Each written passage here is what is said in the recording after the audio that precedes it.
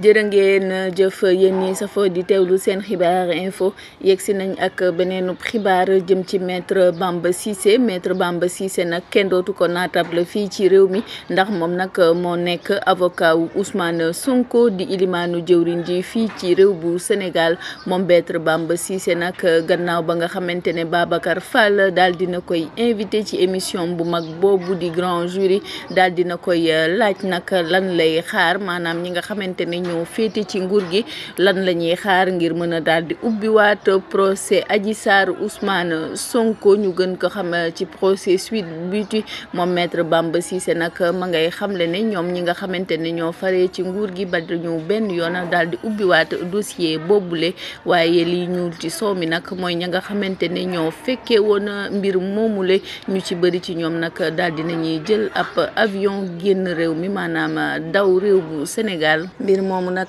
daal di indi ay jiixi jaax ci xelu ñu bëri ndax procès Ousmane Sonko Adji Sarr ñu ci bëri ci sénégalais yi nag bu ñu sañoon ñu daal di ubbiwaat dossier bi rawatina daal di jugé waat ba mën a situer responsabilité 83 sénégalais yi nga xamante ne daal di nañu leen faat wala sax ñi nga xamante ne nag daal di nañu ci yàq seenub alal ñi nga xamante ne nag dañu fare ci kujje politique gi say nag bu ñu génnee di def ay sortie dañuy fàttali dossier boobule di xamle nag ñi nga xamante ne dañu féete ci nguur gi lan la ñuy xaar ngir ubbiwaat ko gannaaw ba nga xamante ne defoon nañu ab promesse ñu ci bëri ci sénégalais ni xamle ne dina ñëw saytuwaat amnistie bi nga xamante ne këf nekkoon njiitu réew bu Sénégal di le président de la République Macky Sall daal di na koy signé ba daal di effacé képp koo xamante ne nag daal di ngay defoon jëye ci mbir moomule ba ñu bëri nag daal di fay jaaree génn kaso te àttewuñu leen.